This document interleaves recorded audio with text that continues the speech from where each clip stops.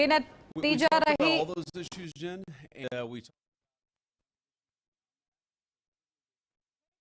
Bye Goldy मसाले लाए हैं फ्रेश लॉक टेक्नोलॉजी जो रखे मसालों को हर समय फ्रेश। नमस्कार, आप देख रहे हैं एचएनएन न्यूज, जुनून सच दिखाने का। मैं हूं आपके साथ उन्नति भटनागर।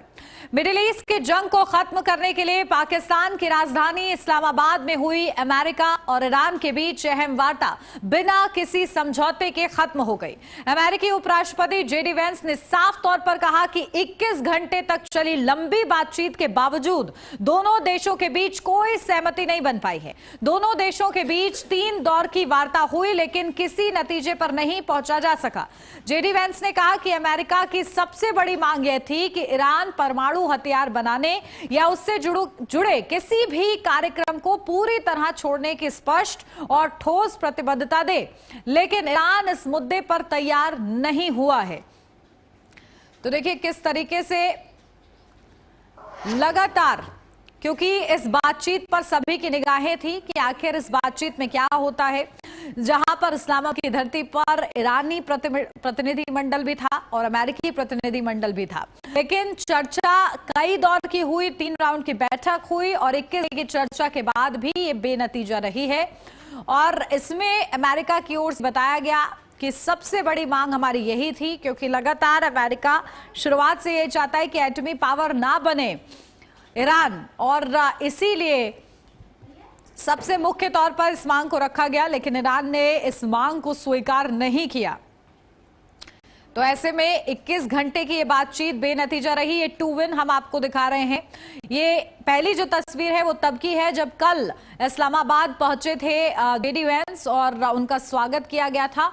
और ये जो दूसरी तस्वीर हम दिखा रहे हैं जहां आज इस्लामाबाद से वापस चले गए हैं जेडी वेंस, और उन्होंने कहा है कि जब समझौता ही नहीं हो रहा, जब सहमत बन पा रही, तो फिर हम वापस जा रहे हैं। और ये 2 तस्वीरें आप समझिए कि कितनी ज्यादा महत्वपूर्ण ये बैठक थी। निगाहें सबकी इस पर थी कि आखिर जब जाएंगे जेडी वेंस तो कहीं ना कहीं समझौता कुछ हद तक आगे बढ़ेगा, उस पर सहमति होगी, लेकिन ये बेनतीजा रही है, यानी कि इसका कोई भी निष्कर्ष नहीं मिल पाया है इस वार्ता का। और इसीलिए ये 2 तस्वीरें जब इस्लामाबाद पहुंचे जेडी वेंस और आज जब इस्लामाबाद से रवाना हो गए हैं वो वापस अमेरिका के लिए। तो 21 घंटे की बातचीत और फिर भी जंगी तकरार जो है वो लगातार बरकरार बनी हुई है। तो यूएस ईरान में समझौता नहीं हुआ है, गतिरोध बरकरार है। तो इस्लामाबाद टॉक्स जो है वो फेल होती हुई नजर आई है, क्योंकि ईरान की ओर से सहमति इसको लेकर नहीं कि वो परमाणु रूप से सशक्त नहीं होगा। और इसकी पहल देखिए, शुरुआत से ही लगातार ये एक महत्वपूर्ण बिंदु रहा मिडिल ईस्ट तनाव में, जहां अमेरिका की ओर से बार बार यही कहा जाता रहा कि एटमी पावर नहीं बनने देना है ईरान को, और इसीलिए पिछले साल उनके इस क्षेत्र पर हमला भी किया गया था। लेकिन ईरान इस बात को लेकर पीछे हटने को तैयार नहीं है।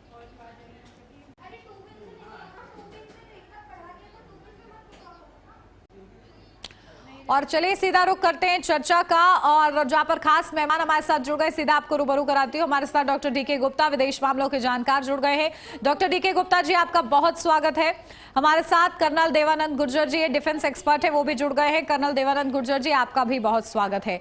शुरुआत आपके साथ करना चाहूंगी कर्नल देवानंद गुर्जर जी, क्योंकि जिस तरीके से ये वार्ता समझी जा रही थी कि कुछ हद तक तो कम से कम सहमति या फिर चर्चा होगी, 21 घंटे की बातचीत, लेकिन उसके बावजूद भी बेनतीजा रही। और इसमें सबसे महत्वपूर्ण बिंदु ये बताया जा रहा है कि जो एटमी पावर ना बने ईरान, इसको लेकर मांग रखी गई थी, लेकिन वो ईरान की तरफ से स्वीकार नहीं की गई है।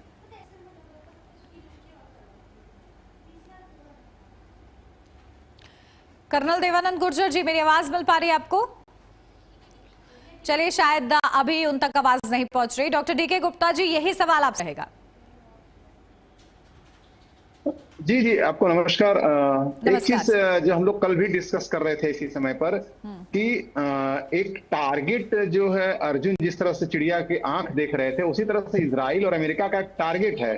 और अमेरिका का टारगेट जो है वो फाइनेंशियल और ट्रांजैक्शनल है, और इजराइल का जो टारगेट है वो इमोशनल है और स्ट्रेटेजिक है कि मुझे मिडिल ईस्ट में सरवाइव करना है, तो मुझे किस तरह से अपनी चीजों को रखना है। तो ये चीज हम लोग कल भी डिस्कस कर रहे थे, मैं कर्नल देवानंद जी, कि चीजें अगर करवट नहीं बदलेंगी अमेरिका और इजराइल के तरफ तो ये टॉक फेल होगी और ईरान के पास कोई इस समय ऑप्शन नहीं है, बजाय कि उन डिमांड्स को जो वार से पहले अमेरिका रेज कर रहा था कि न्यूक्लियर पावर का इश्यू था और उसके बाद जो मिसाइल्स कैपेबिलिटीज थी उसका इश्यू था और जो इनके जो प्रॉक्सीज हैं। देखिए 3 बहुत बड़े इश्यूज हैं जिसकी जो इसके वजह से ईरान जो है से कभी नहीं पट पाएगी, खासकर क्रिश्चियन कंट्री के। मैं बता दूं केवल अमेरिका को नहीं जोड़ रहा हूं, पूरे क्रिश्चियंस कंट्री का, और इवन मिडिल ईस्ट में जो अदर मुस्लिम कंट्रीज हैं वो भी कभी सहज नहीं रहेंगी। तो ये 3 मुद्दे हैं। उसके बाद और हॉर्मुज वगैरह, देखिए हॉर्मुज वगैरह ये सब जो मुद्दे हैं मेरे लाइन ऑफ थॉट से वो मुद्दे ऐसे नहीं है जो अमेरिका को पिंच करते हों या इजराइल को प्रॉब्लम क्रिएट करते हों। वो मुद्दे ऐसे हैं जो रीजनल मुद्दे हैं, जो इंडो पैसिफिक को प्रॉब्लम करेंगे, भारत को प्रॉब्लम करेंगे, पाकिस्तान को प्रॉब्लम करेंगे, जापान को, चाइना को करेंगे। हॉर्मुज में रुकावट आना मतलब अमेरिका को बिना कंपटीशन का मार्केट देना ऑयल का, तो अमेरिका उस पर ज्यादा सीरियस नहीं हो। भले वो बोल के हॉर्मुज अपनी एक हजमोनी दुनिया को दिखा रहा है कि देखिए मैं हॉर्मुज खुलवाने जा रहा हूं क्योंकि तुम लोग नहीं करा पा रहे हो चीज। लेकिन 3 मांगे जो है, मिसाइल वाला और परमाणु और तीसरा है कि प्रॉक्सीज को बिल्कुल फंडिंग नहीं करना है। इस 3 मांगों पे जब तक ईरान सहमत नहीं होगा, उन्नति जी, तब तक जान लीजिए कि ईरान पे वार चलता ही रहेगा। भले 2 साल के बाद चले, 4 साल के बाद चले, 6 महीने बाद चले, लेकिन वार होता रहेगा। और मिडिल ईस्ट कंट्री चाहती हैं कि ईरान को इतना डाउन कर दिया जाए, जो उसके भी पड़ोसी देश चाहते हैं इतना डाउन कर दिया जाए कि उसकी जो दखलंदाजी है बार बार हमारे देशों के बीच में वो भी बंद हो। तो ओवरऑल सभी लोग जो हैं इस समय सामने से नहीं लेकर अंदर से अमेरिका के साथ हैं कि ईरान को कैसे डाउन किया। इवन चाइना नहीं चाहता है कि स्ट्रांग अमेरिका, इवन रशिया नहीं चाहता है कि स्ट्रांग ईरान रहे। बस इतना ईरान रहे ताकि मैं उसके वहां पे अपनी भी कुछ हाँ ना बोल सकूं, बस इतना ही है। अगर ईरान कमजोर होगा चाइना को फायदा होगा, क्योंकि कोई भी बड़ा देश या कोई भी मुखिया देश या कोई भी लीड जो करता है चाहता है 8-10 गरीब देश उसके आसपास हाँ में हाँ मिलाने वाले हों। उसमें से ईरान भी है। जी उन्नति जी। जी बिल्कुल। और देखिए क्योंकि ईरान इन सब बातों पर कभी मानने वाला है नहीं, इसको लेकर आगे आपसे सवाल करूंगी, लेकिन इस बीच एक बड़ी खबर मिल रही है। अमेरिका से वार्ता फेल होने पर ईरान का बड़ा बयान सामने आया है। वार्ता से हटने के लिए यूएस बहाना ढूंढ रहा है। ईरान की ओर से कहा गया यूएस बहुत ज्यादा गलत डिमांड कर रहा था। ये कहा गया यूएस जंग में जो हासिल नहीं कर पाया वो मांग कर रहा था। अमेरिका के साथ आगे बातचीत की योजना नहीं, ये भी ईरान की तरफ से देखिए स्पष्ट किया गया है कि आगे बातचीत की कोई योजना नहीं है अमेरिका के साथ। और अमेरिका जान के बहाना ढूंढ रहा था, यहां तक कि ये भी कहा गया कि जो जंग में हासिल नहीं कर पाया उसकी मांग की जा रही है। इस बीच एक और बड़ी खबर, संवर्धित यूरेनियम पर ईरानी मीडिया का बड़ा दावा, बैठक में यूरेनियम बाहर भेजने को कहा गया। तो संवर्धित यूरेनियम ईरान से बाहर शिफ्ट करने को कहा गया। 400 किलोग्राम संवर्धित यूरेनियम बाहर शिफ्ट करने की मांग हुई है। ईरान को संवर्धित यूरेनियम खत्म करने को कहा गया। तो यूएस ने संवर्धित यूरेनियम नष्ट करने को कहा है। तो मेहमान लगातार हमारे साथ बने हुए हैं डॉक्टर डीके गुप्ता जी, सीधा उन्हीं का रुख करते हैं। डीके गुप्ता जी, सीधा आपके पास आ रही हूं क्योंकि ईरान इस शर्त को कभी नहीं मानने वाला है क्योंकि वो यूरेनियम जिस तरीके से इनरिच कर रहा है, लेकिन इन सब के बीच जो ईरानी मीडिया दावा कर रही है कि इसे शिफ्ट करने की बात अमेरिका की ओर से की गई, क्या लग रहा है कितना सच इसमें समझा जा सकता है? और ये भी कहा गया ईरान की ओर से कि अमेरिका बहाना ढूंढ रहा था, यानी कि वो चाहता ही नहीं था कि टेबल बातचीत हो, क्या ऐसा है? उन्नति जी, देखिए एक तो ईरान की तरफ से विरोधाभास इसमें आया है। पहले ईरान बार बार दुनिया को बताना चाह रहा था, उनके आईआरजीसी कमांडर बताना चाह रहे थे कि ईरान अमेरिका जो है बातचीत के लिए आगे नहीं आ रहा है या बातचीत के लिए उतावला है, कहें तो वो बार बार उनकी तरफ से आ रही है बातचीत के लिए उतावला है अमेरिका। पहले हो रही थी, अब अमेरिका बातचीत के लिए कर रहा था, अब करे बहाना ढूंढ रहा है बातचीत से बाहर जाने के लिए। मतलब देखिए इसमें सिंपल गोल है और स्वाभाविक है कि अगर मैं भी वार्ता में होता तो अगर मैं परमाणु सन को अगर मैं रोकना चाहता तो मैं नहीं कहूंगा कि ठीक है मेरे देश में भेज दो या उसको नष्ट कर दो या जो भी, क्योंकि यूरेनियम बुरी चीज होती है, ठीक है उसको एक न्यूट्रल मेन्यू पे भेज दो, एक न्यूट्रल जगह भेज दो जहां पे कि तुम्हारा पक्ष भी रहे हमारा पक्ष है, लेकिन तुम उसको यूज न कर सको। स्वाभाविक बात थी जो ईरान अमेरिका कहाँ होगा, इसमें कोई डाउट नहीं है कि अमेरिका कहा होगा कि भाई तीसरी जगह पे यूरेनियम को हम भेज देते हैं ताकि वहां पे जो है आपकी चलेगी ना मेरी चलेगी, ऐसा नहीं कि मैं उसको यूज करूंगा। तो ये सब बातें हुई होंगी, लेकिन वही बातें फिर से आई हैं कि जब तक 3 बातें नहीं मानी जाएंगी क्रिश्चियन कंट्री की, मैं बता दूं बार बार मैं बोल रहा हूं क्रिश्चियन कंट्री, क्योंकि इस समय लहर पिछले 2 साल से अगेंस्ट मुस्लिम चल रही है, अगेंस्ट माइग्रेशन चल रहा है और अगेंस्ट जो है यूरोपियन कंट्री में जो है एक यूरोबिया करके बोला जाता है आजकल, इतनी ज्यादा मुस्लिम माइग्रेशन हो रहा है उन कंट्रीज में कि उसको यूरोबिया बोला जाता है आज की डेट में। तो इसके प्रति एक वहां के जहन में बहुत लोगों के अंदर एक पॉलिटिकली और साइकोलॉजिकली बैठ गया है कि हमको किसी तरह से पॉपुलेशन को कंट्रोल करना है, अपने पुराने एथिकल एथनिक जो हमारे कल्चर थे उसको इस्टेब्लिश करना है। और मैं बता दूं आपके चैनल के माध्यम से कि भारत के जो नीति निर्धारक हैं उनको भी एक चीज सोचना पड़ेगा कि भारत का 1981 की जनगणना ले लें, 71 का ले लें या 91 के ले लें, उस पे जो पॉपुलेशन भारत की थी जिसका परसेंटेज चाहे वो था मुस्लिम का, हिंदू का, इनका, उसके लिए भी इनको नीति निर्धारण काम करना पड़ेगा। नहीं तो भारी एक दिन कहीं ना कहीं देखेंगे कि हो सकता है उस समय लीडरशिप अच्छी ना हो, बड़ी दिक्कतें आने लगेंगी और पॉपुलेशन का इसी तरह से अनियमित परसेंटेज बढ़ता जाएगा। तो जी उन्नति जी बिल्कुल। और देखिए हमारे साथ एक और खास मेहमान जुड़ गए हैं, कर्नल देवानंद गुर्जर जी हमारे साथ जुड़ गए, डिफेंस एक्सपर्ट है वो, आपका भी बहुत स्वागत है। और कल की ये जो वार्ता थी इसके बाद जेडी वेंस ने साफ कहा कि कोई सहमति नहीं बनी है और वो वापस लौट गए हैं। अब इन सब के बीच क्योंकि ये कहा जा रहा है कि सबसे बड़ी जो मांग थी वो ये थी कि परमाणु रूप से सशक्त ना हो ईरान, जिसका स्वीकारता नहीं दी गई है, जिसके बाद ये बेनतीजा रही है। क्या आपको लग रहा है इस वार्ता के पीछे क्या सोचा जा रहा है? क्योंकि ईरान की तरफ से यह भी आरोप लगाया गया कि ईरान जो अमेरिका जो है वो बात ही नहीं करना चाहता था, वो सिर्फ बहाना ढूंढ रहा था। देखिए उन्नति जी, जिस प्रकार हम कल चर्चा कर रहे थे इस विषय पर जी, तो अगर आपको याद हो हमने कहा था कि ये वार्ता नाम मात्र वार्ता है, ये टेक्निकल पॉज है और इसका कोई वार्ता से कोई लेना देना नहीं। जी जी जी। अब उसमें हुआ क्या, देखिए ये कोई दो राय नहीं है कि अमेरिका बड़ी ताकत है और अमेरिका ने वही किया जो उसको करवाना था। और मैं अभी भी ये मानता हूं कि जो ये पूरा नैरेटिव वार्ता का चला है, देखिए वार्ता से पहले 3 केंद्र बिंदु क्लियर हो गए थे।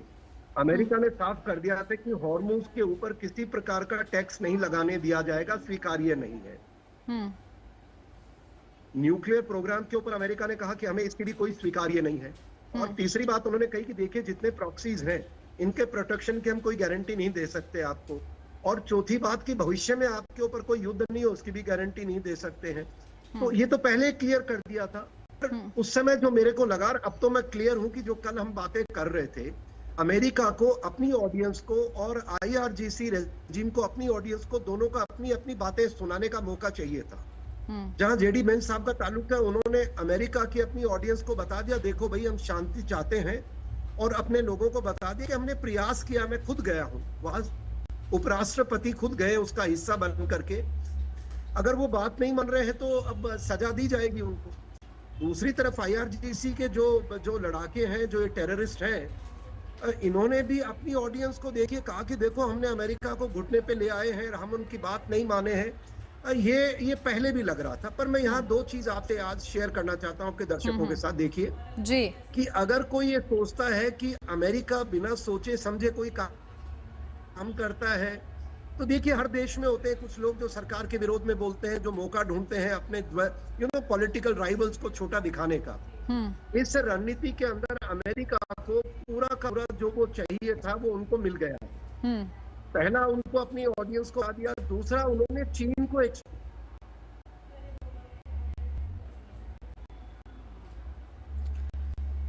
चलिए, शायद कर्नल देवानंद गुर्जर जी की ऑडियो डिस्कनेक्ट हुई है, फ्रेम भी फ्रीज हुआ है। दोबारा से ये खामी दुरुस्त करके लौटते उनके पास। डॉक्टर DK गुप्ता जी आपके पास आ रही हूं, क्योंकि देखिए जिस तरीके से लगातार ये जिक्र किया जा रहा है कि आखिर किस तरीके से ईरान जो है सहमत नहीं हो रहा है, और ये पहले ही प्रेडिक्ट कर दिया गया था कि ये वार्ता जो है नतीजे तक नहीं पहुंच पाएगी, वही होता हुआ नजर भी आया।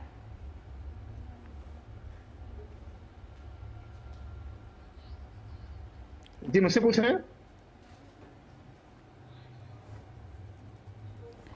मेरी आवाज मिली doctor DK Gupta ji? Network का इशू है। नहीं, मैं माफी चाहूंगा, नेटवर्क का थोड़ा इशू, अगर मैं मेरी बात ठीक है, खत्म ठीक है, करूं। चलिए ठीक है, आप दोनों ही हमारे साथ बने रहिए, को आगे लेकर जाएंगे और चर्चा करेंगे। फिलहाल ये अनुक्रेक छोटे से ब्रेक के लिए जल्द हाजिर होते हैं।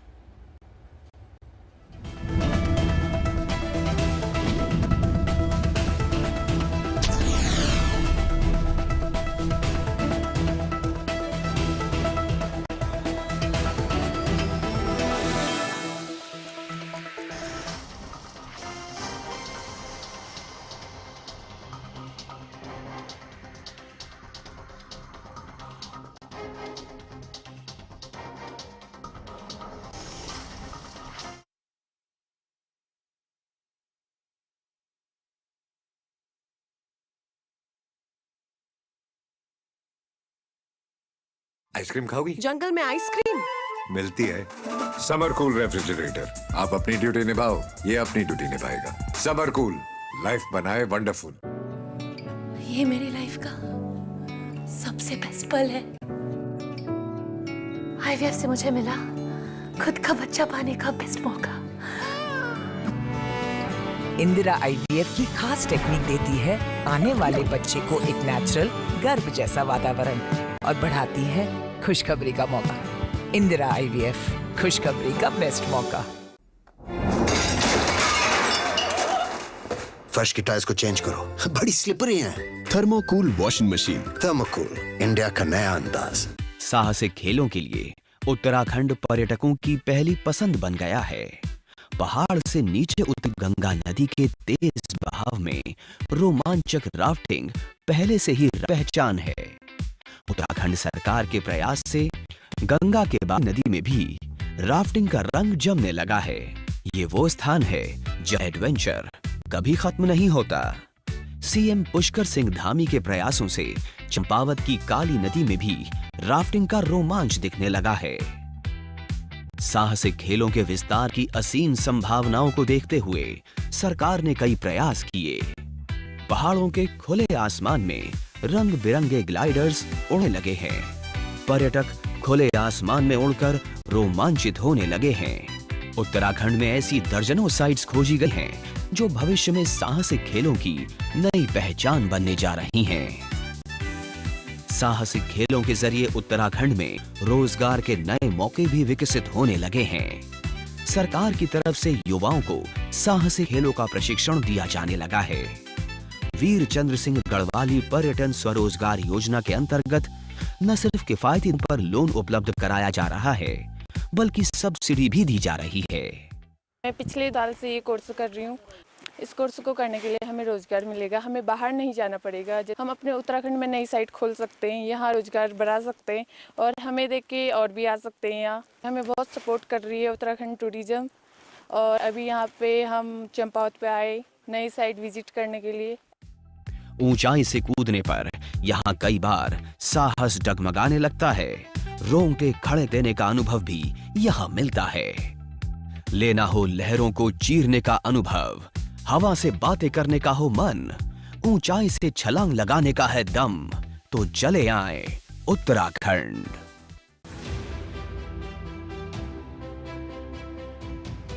नोएडा इंटरनेशनल एयरपोर्ट नए भारत के नए उत्तर प्रदेश के बढ़ते सामर्थ्य का उद्घोष है।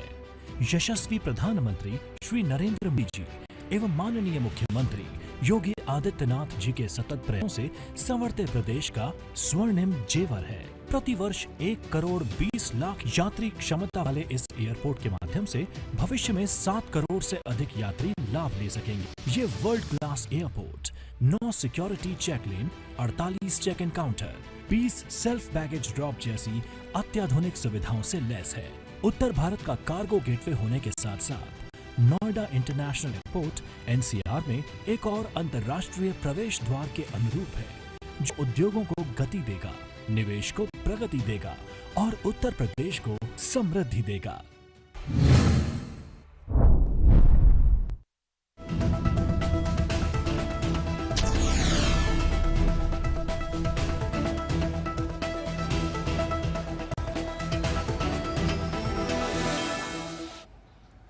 ब्रेक के बाद स्वागत है आपका। बढ़ते आगे, रुक करेंगे बड़ी खबर का। ईरान अमेरिका शांति वार्ता पर बोला पाकिस्तान। पाकिस्तान के विदेश मंत्री इशाक डार का बड़ा बयान। ईरान अमेरिका में आगे वार्ता की उम्मीद। दोनों पक्षों में बातचीत कराने की कोशिश की। हम चाहते हैं समय सीमा बढ़े। दोनों पक्षों से बातचीत की कोशिश जारी। तो ये कहा जा रहा है पाकिस्तान की ओर से। इस बीच एक और बड़ी खबर, हॉर्मोज को लेकर ईरान ने जारी की चेतावनी। हॉर्मोज पार करने के लिए लेनी होगी अनुमति, तो हमारी अनुमति के बिना हॉर्मोज पार नहीं कर सकता। तो इस बीच एक और बड़ी खबर, जहां चीन ने अमेरिका के दावे को खारिज कर दिया है। हमने किसी भी पक्ष को हथियार नहीं दिए। ईरान को हथियार मुहैया कराने का दावा गलत है, ये चीन की तरफ से कहा गया है। तो देखिए, खास मेहमान लगातार हम बने हुए हैं। सीधा डॉक्टर डीके गुप्ता जी हमारे साथ बने हुए, सीधा उनके। डीके गुप्ता जी, देखिए, क्योंकि जिस तरीके से, क्योंकि तीन बड़ी चीजें सामने आ रही हैं। जहां एक तरफ पाकिस्तान एक अलग ही एंगल लेकर आ रहा है, जहां ये कहा जा रहा है अमेरिका की ओर से कि अब नतीजा ही नहीं निकल पाया इस बैठक का, तो पाकिस्तान कह रहा है कि नहीं, बैठक होने की आगे भी संभावना है। चीन एक्सपोज हुआ है, जहां ये कहा जा रहा था अमेरिका की ओर से हथियार मुहैया कराया गया है, उसको लेकर वो कह रहा है कि नहीं, ये गलत हुआ है। हॉर्मोज जो सबसे इंपॉर्टेंट पॉइंट लगातार इस मिडिल ईस्ट तनाव में बना हुआ है, उसको लेकर कहा जा रहा है कि ईरान की अनुमति लेना होगा। ये ईरान की ओर से ही कहा जा रहा है। देखिए उन्नति जी, चीन जो पाकिस्तान कह रहा है वो एक सामान्य बात है। वो और कहना भी चाहिए कि बातचीत के लिए और भी मौके हैं, हो सकता है बातचीत चलती रहे, फिर से हम लोग एवेन्यूज तलाश करेंगे इसका, ठीक है, उसका कहना ठीक है। अमेरिका का कहना कि चाइना ने हथियार दिया है, वो मुझे अभी तक नहीं समझ में आ रहा, क्योंकि जब ये युद्ध शुरू हुआ था वो 6-7 महीना में CIA, मोसाद, MI5, जितने भी 5 के इंटेलिजेंस वाले कनाडा तलखी है, वो सारे अमेरिका को हेल्प कर रहे थे और सारी एजेंसी एक एक चप्पे चप्पे पर नजर थी कि कोई इनको हथियार ना प्रोवाइड करे। उसी को जब अफगानिस्तान के तालिबान ने बोला कि हम ईरान का साथ देंगे, तो वहां पे वार छुड़वा दिया गया ताकि वहां भी ब्लॉकेड कर दिया जाए, ताकि वहां रसिया के थ्रू कुछ ना आए। तो सारी चीजें एक बड़े प्लान ढंग से थी। तो चाइना हथियार नहीं, लेकिन हाँ, चाइना इंटेलिजेंस बेचा होगा। मैं बात रहा हूँ, इंटेलिजेंस बेचा होगा, मत दिया नहीं होगा। इंटेलिजेंस बेचा जाता है, पैसा लिया जाता है उसका। GPS फैसिलिटीज दी होगी, बहुत सारी चीजें जो कि सॉफ्टवेयर के रूप में होंगी वो दी होगी, लेकिन हथियार इस समय जब इतना सर्वेलेंस था तो नहीं दे पाएगा। और बाद में जो कूलिंग पीरियड होगा उसमें भले ही कर ले। और रही बात ईरान की, देखिए, ईरान अगर हॉर्मुज को बंद करता है तो एक और सामरिक फ्रंट खोल देता है अमेरिका के लिए। अमेरिका के तर्कस में एक और तीर दे देगा, जिससे दुनिया को कन्विंस करने के पोजीशन में होगा कि देखिए, एक तो इजराइल को वो इतना तंग कर रखा है, मिडिल ईस्ट को प्रॉक्सी तंग कर रखा है, तो इसलिए मैं हस्तक्षेप कर रहा हूं। दूसरा वो फ्रंट आ जाएगा यूनाइटेड नेशंस में कन्विंस करने के लिए कि एक अंतर्राष्ट्रीय संपत्ति को ईरान जबरदस्ती घोषित कर रहा है और लोगों से जबरदस्ती पैसा वसूल कर रहा है, तो यूनाइटेड नेशन फर्ज बनता है कि वो वार के लिए परमिशन दे। और वार के लिए परमिशन अभी तक पिछले 20-25 सालों में एक ही बार वो इराक के खिलाफ दिया था। उसमें 60 देश लड़े थे, उसके बाद कोई भी यूनाइटेड नेशंस ने भी परमिशन नहीं दिए। ये बात वहां पे जनरल असेंबली में पास हो जाएगी और हर देश या तो अब्सेंट हो जाएंगे या फिर उसके बाद अगेंस्ट ईरान जो है उसमें वोट करेंगे। तो तीनों फ्रंट पे, दो फ्रंट पे पाकिस्तान का काम ठीक है और चाइना भी मुझे लगता है सही कह रहा है कि हथियार नहीं दे पाया होगा, लेकिन हॉर्मुज को खोल के ईरान फंसेगा। जी बिल्कुल। और देखिए, अब क्या स्थिति आगे बनती है मिडिल ईस्ट तनाव को लेकर। क्या जिस तरीके से पाकिस्तान कह रहा है कि हम चाहते हैं कि सीजफायर आगे बढ़े, वो हो भी पाता है कि नहीं, ये देखना होगा। बहुत शुक्रिया डॉक्टर डीके गुप्ता जी हमारे साथ जुड़ने के लिए। और इसी के साथ इस बुलेटिन में मेरे साथ बस इतना ही। खबरों का सिलसिला आगे भी जारी रहेगा। आप देखते रहिए HNA न्यूज, जुनून सच दिखाने।